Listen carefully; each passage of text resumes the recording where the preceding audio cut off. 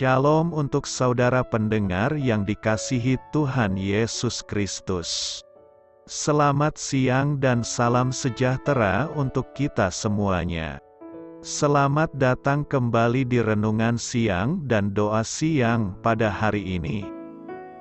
Semoga saudara yang terkasih dalam keadaan sehat selalu.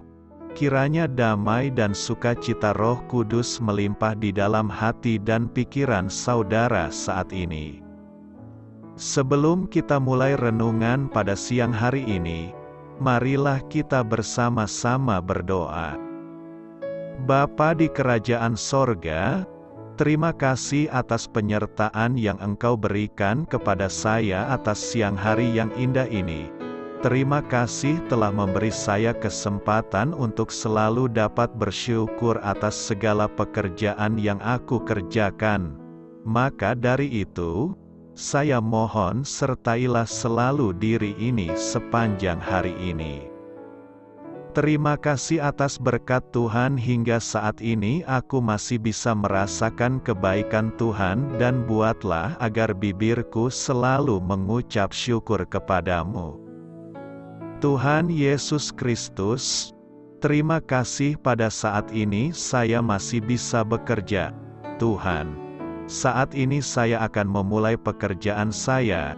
Berkatilah pekerjaan ini dan sertailah sepanjang saya selama bekerja pada hari ini, agar menjadi berkat bagiku, bagi keluargaku dan juga tempat saya bekerja. Berkati seluruhnya di siang hari ini agar berjalan dengan baik dan menjadi berkat untuk kami jalani bersama dengan anak Tuhan yang lainnya. Dalam nama Tuhan Yesus, aku berdoa. Amin. Sahabat saudara rohani, pembacaan ayat emas Alkitab renungan kita siang hari ini. Nats bacaan kita siang hari ini adalah, bagi semua orang aku telah menjadi segala-galanya, supaya aku sedapat mungkin menyelamatkan beberapa orang dari antara mereka. Tertulis di dalam kitab 1 Korintus 9 ayat 22, bacaan kita pada siang ini terambil dari kitab 1 Korintus 9 ayat 19 sampai dengan ayat 23. Sungguh pun aku bebas terhadap semua orang, aku menjadikan diriku hamba dari semua orang, supaya aku boleh memenangkan sebanyak mungkin orang. Demikianlah bagi orang Yahudi aku menjadi seperti orang Yahudi, supaya aku memenangkan orang-orang Yahudi. Bagi orang-orang yang hidup di bawah hukum Taurat aku menjadi seperti orang yang hidup di bawah hukum Taurat, sekalipun aku sendiri tidak hidup di bawah hukum Taurat, supaya aku dapat memenangkan mereka yang hidup di bawah hukum Taurat. Bagi orang-orang yang tidak hidup di bawah hukum Taurat, aku menjadi seperti orang yang tidak hidup di bawah hukum Taurat, sekalipun aku tidak hidup di luar hukum Allah, karena aku hidup di bawah hukum Kristus, supaya aku dapat memenangkan mereka yang tidak hidup di bawah hukum Taurat. Bagi orang-orang yang lemah aku menjadi seperti orang yang lemah, supaya aku dapat menyelamatkan mereka yang lemah. Bagi semua orang aku telah menjadi segala-galanya, supaya aku sedapat mungkin memenangkan beberapa orang dari antara mereka. Segala sesuatu ini aku lakukan karena Injil, supaya aku mendapat bagian dalamnya. Ayat di atas terambil dari kitab 1 Korintus 9 ayat 19 sampai dengan ayat 23. Mari kita mulai renungan siang kita. Judul renungan kita hari ini adalah Bahasa Gaul. Kata bijak Alkitab hari ini adalah, jika kita memiliki firman Allah di pikiran kita, Dia dapat menaruh kata-kata yang tepat di mulut kita. Cerita renungan siang kita hari ini adalah, apa yang dimaksud oleh anak-anak muda ketika mereka berkata bahwa mereka sedang kongkow mereka sedang asyik dan bersantai. Bagaimana jika mereka meminta doku, maksudnya uang? Jika seorang anak muda menyukai baju baru yang dikenakan orang lain, ia akan bilang, "Keren," yang berarti bagus. Anak-anak muda memiliki bahasa gaul tersendiri yang mungkin tak dipahami oleh sebagian dari kita, dan sepertinya bahasa itu selalu berubah. Orang percaya di dalam Yesus juga memiliki bahasa gaul tersendiri. Kita menggunakan jargon umum yang mungkin tidak dipahami oleh orang yang belum percaya. Contohnya, kita menggunakan kata-kata anugerah, diselamatkan, dan pertobatan. Semua kata ini adalah kata yang bagus, tetapi ketika kita membagikan iman kita, mungkin akan lebih membantu jika kita berkata, "Pengampunan cuma-cuma dari Allah," sebagai ganti kata anugerah, atau dibebaskan dari maut dan diberi kehidupan kekal. Untuk kata diselamatkan, kita dapat berkata, berbalik dari hal-hal yang salah, untuk kata pertobatan. Rasul Paulus bersedia menjadi fleksibel dalam pelayanannya supaya ia dapat menjangkau orang sebanyak mungkin dengan Injil Kristus. Mungkin itu termasuk kata-kata yang digunakannya untuk menjelaskan kabar baik tentang kematian dan kebangkitan Yesus.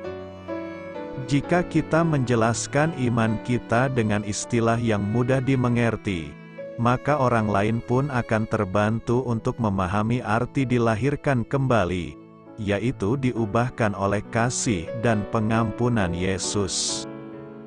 Apakah kita boleh bertato asalkan temanya Kristen? Sebagai latar belakang, silakan membaca artikel kami berjudul, "Apa kata Alkitab mengenai tato atau merajah tubuh?" Di luar artikel tersebut, kami mendapatkan pertanyaan tentang tato bertema Kristen. Apakah prinsip yang sama berlaku pada tato yang bertema Kristen, seperti salib, slogan Kristen, atau ayat Alkitab? Banyak orang Kristen merasa dengan bertato tema Kristen mereka lebih kredibel dan lebih mempunyai kesempatan untuk menginjili. Jadi, bagaimana dengan tato Kristen? Sudah tentu tato salib lebih baik daripada tato wanita telanjang, iblis, atau tengkorak berapi. Bertato Yesus menyelamatkan memang dapat berpotensi memulai sebuah diskusi dengan mereka yang tidak mungkin mendekati seorang pendeta dengan jubah tradisionalnya.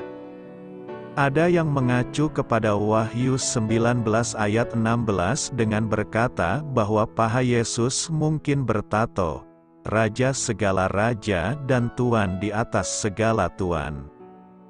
Sebetulnya pertanyaannya bukanlah, apakah bertato itu dosa?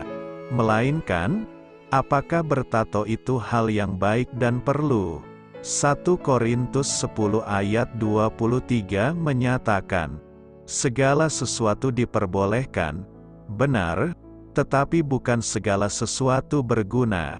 Segala sesuatu diperbolehkan, benar, tetapi bukan segala sesuatu membangun."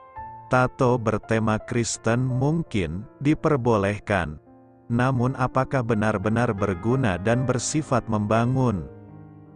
Di dalam 1 Korintus 9 ayat 22-23, Paulus menyatakan, "Bagi semua orang aku telah menjadi segala-galanya, supaya aku sedapat mungkin memenangkan beberapa orang dari antara mereka.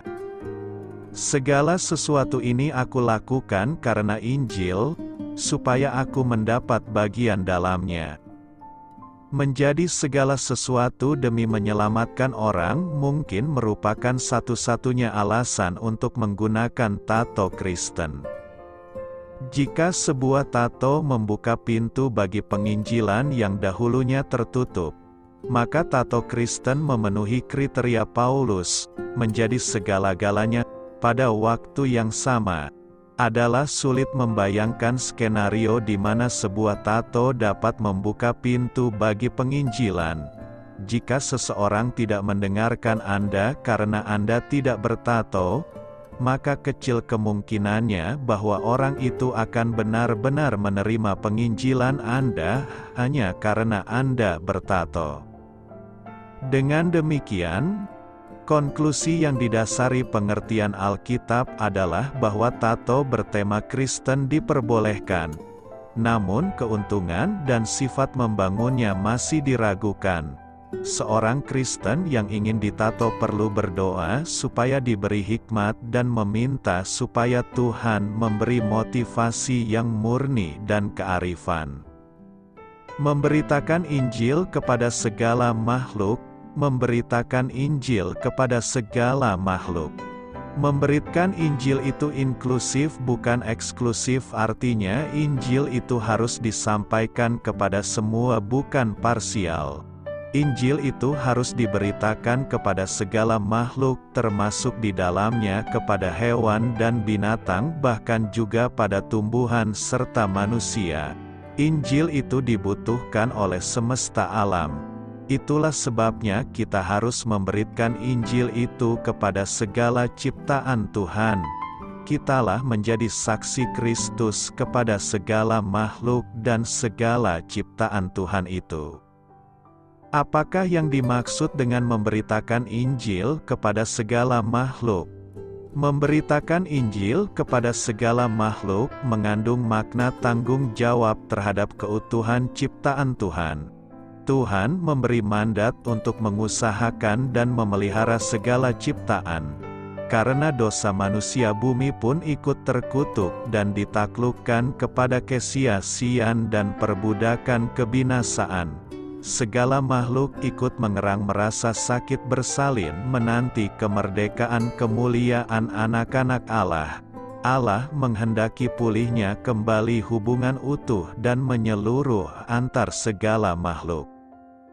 Kristus datang untuk membaharui segala sesuatu dan di dalam Kristus kita adalah ciptaan baru. Dengan demikian, Injil adalah berita kesukaan yang utuh dan menyeluruh. Injil bukan berita yang berkeping-keping yang di dalamnya kepingan yang satu dipertentangkan dengan kepingan yang lain, seperti mempertentangkan kepingan vertikal dengan kepingan horizontal. Injil itu menyangkut keseluruhan hidup makhluk, tidak hanya perkara sorga tetapi juga perkara-perkara sekarang dan di sini. Orang-orang Kristen sendiri, baik sebagai perorangan maupun persekutuan, yaitu gereja harus terus-menerus menempatkan diri di bawah terang Injil, agar kehidupannya dapat berpadanan dengan Injil Kristus. Sebab mereka memerlukan pengampunan, pertobatan, dan pembaruan budi terus-menerus.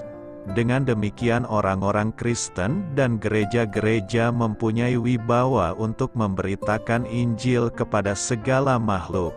Rasul Paulus mengatakan bahwa pemberitaan tentang Kristus yang disalibkan, untuk orang-orang Yahudi suatu batu sandungan dan untuk orang-orang bukan Yahudi suatu kebodohan. Dalam pemberitaan Injil, tiap makhluk dalam tiap keadaan memerlukan cara pendekatan yang paling tepat. Itulah sikap Rasul Paulus dalam pemberitaan Injil kepada orang-orang Yahudi. Orang-orang yang hidup di bawah hukum Taurat, orang-orang yang tidak hidup di bawah hukum Taurat. Orang-orang lemah, demikianlah bagi orang Yahudi aku menjadi seperti orang Yahudi. Supaya aku dapat memenangkan orang-orang Yahudi, bagi orang yang hidup di bawah hukum Taurat. Sekalipun aku sendiri tidak hidup di bawah hukum Taurat, supaya aku dapat memenangkan mereka yang hidup di bawah hukum Taurat. Bagi mereka yang tidak hidup di bawah hukum Taurat, aku menjadi seperti orang yang tidak hidup di bawah hukum Taurat, sekalipun aku tidak hidup di luar hukum Allah. karena aku hidup di bawah hukum Kristus, supaya aku dapat memenangkan mereka yang tidak hidup di bawah hukum Taurat.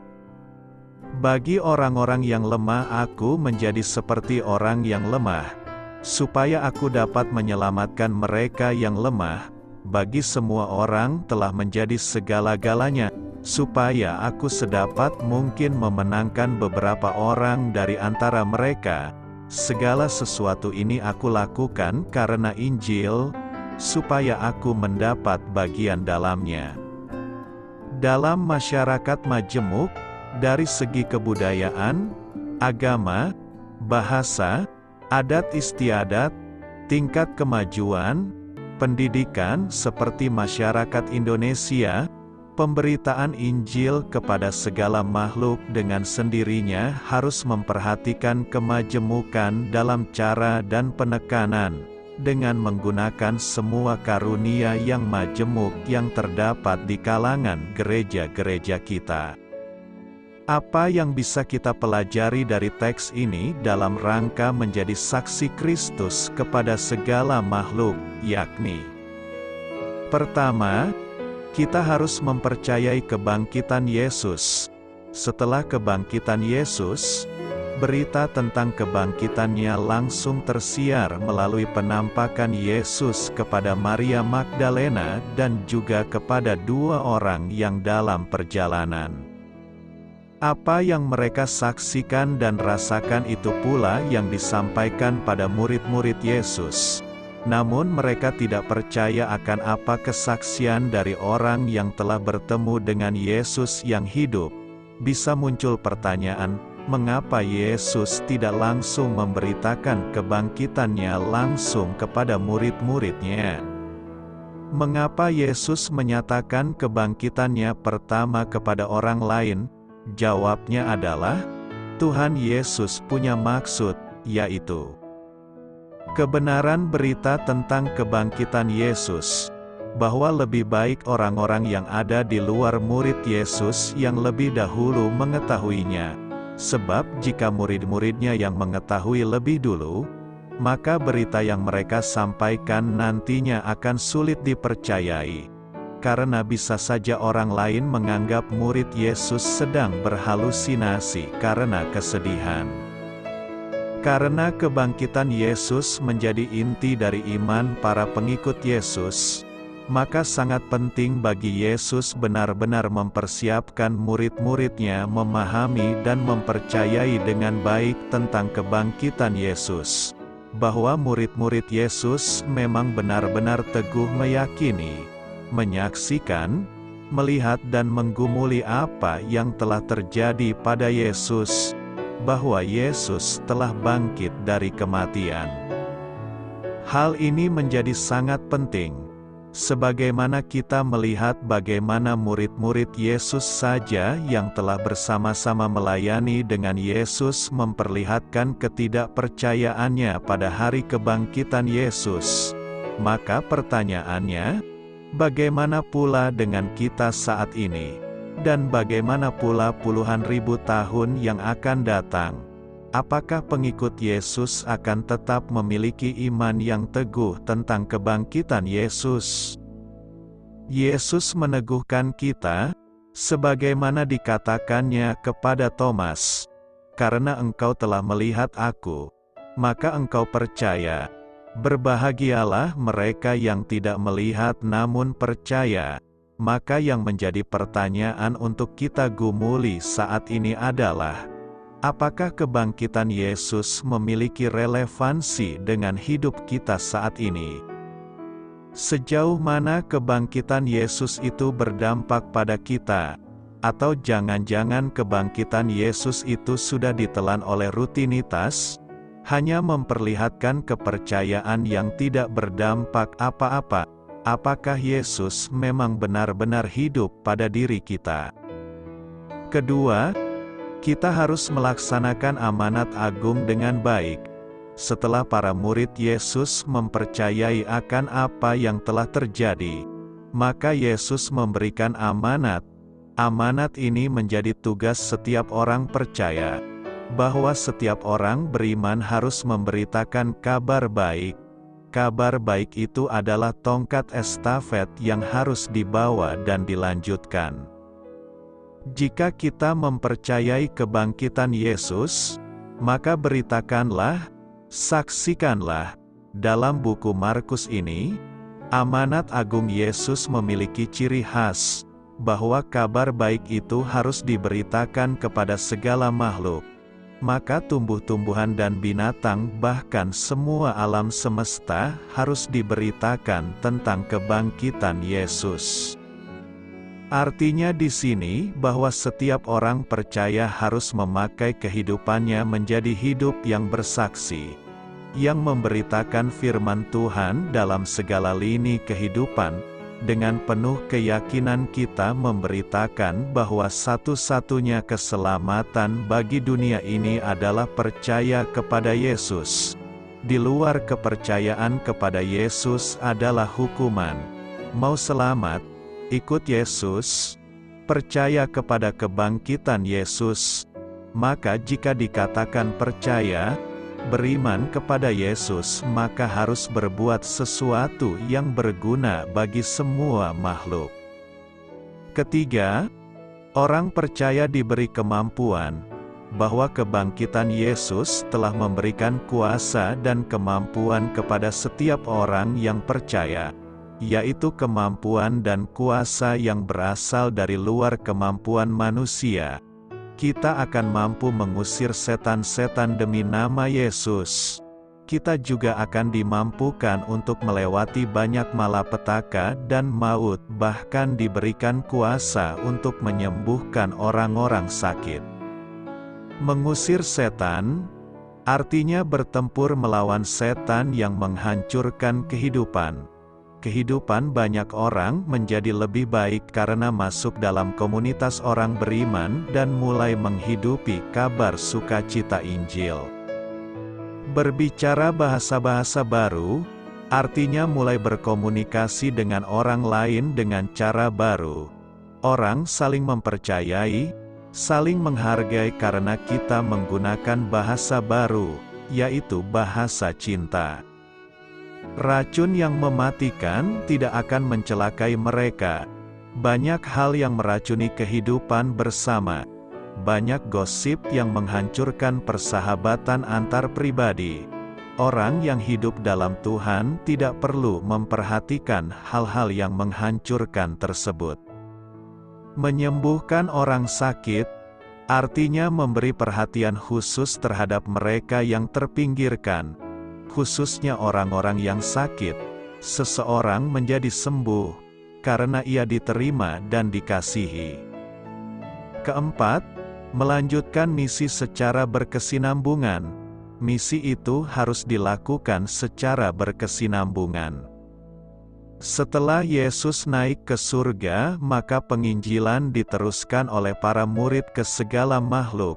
Sekarang melalui kita Yesus melanjutkan tugas perutusannya. Yesus yang hidup di Palestina dan menerima orang-orang miskin serta menyampaikan kasih Bapa kepada mereka. Kini ia melanjutkan hidup di tengah-tengah kita. Kita diharapkan melanjutkan tugas perutusannya, yaitu menyampaikan kasih Allah kepada orang-orang miskin. Sebuah komunitas beriman yang ingin menjadi saksi kebangkitan harus menjadi tanda kehidupan. Artinya, harus berjuang melawan kekuatan kematian, dengan cara sedemikian sehingga dunia menjadi tempat yang nyaman untuk ditempati. Tetapi yang pertama dan utama adalah kita berani hidup menurut cara hidup Yesus, mengasihi sebagaimana Yesus mengasihi. Kita berani berbagi dengan ikhlas dari apa yang kita miliki, bakat dan kemampuan yang kita punyai seperti Tuhan Yesus telah melakukan. Selamat memulai karya dalam minggu ini untuk Tuhan. Doa saya menyertai saudara sekalian. Saya memberkati Anda agar sewaktu Anda mencarinya dari Dia, Bapa Surgawi Anda akan memberikan bagi Anda roti harian Anda. Dalam nama Yesus Kristus.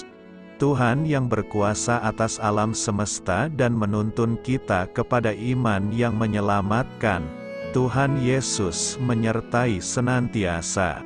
Tuhan memberkati. Amin.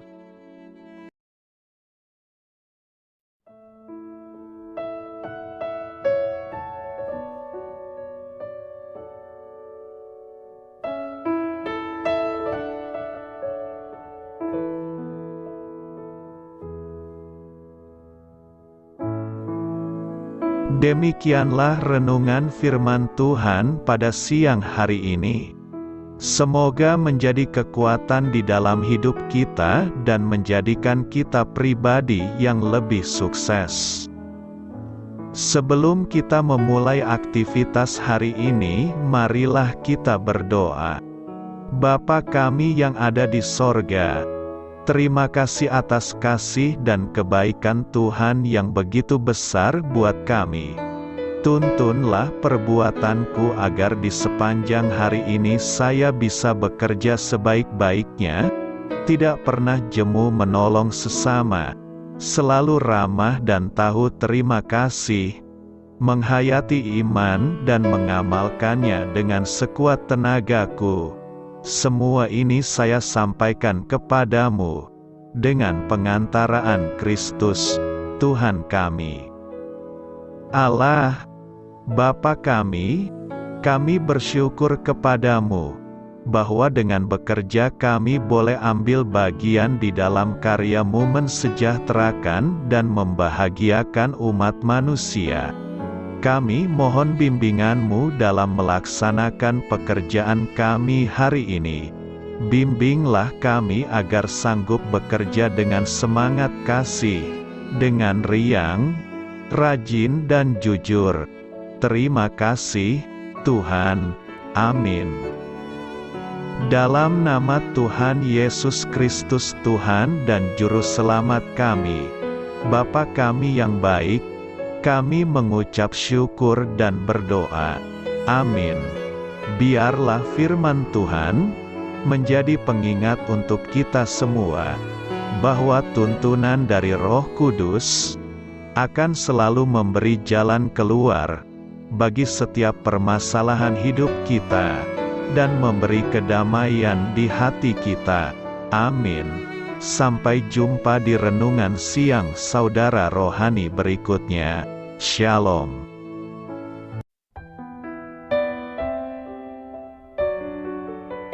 Halo untuk semua pendengar saudara rohani yang terkasih di dalam nama Tuhan Yesus Kristus dimanapun berada. Mari dukung kami, tim redaksi Renungan Harian Saudara Rohani dengan cara memberikan bantuan, kritik dan masukan. Saudara dapat memberikan masukan melalui kolom komentar di bawah atau mengirim kepada kami langsung melalui email yang tertera di layar Anda, saudararohani@gmail.com. Jika saudara terberkati melalui renungan ini, saudara dapat mendoakan kami dan memberikan bantuan lainnya dengan mengirim email kepada kami.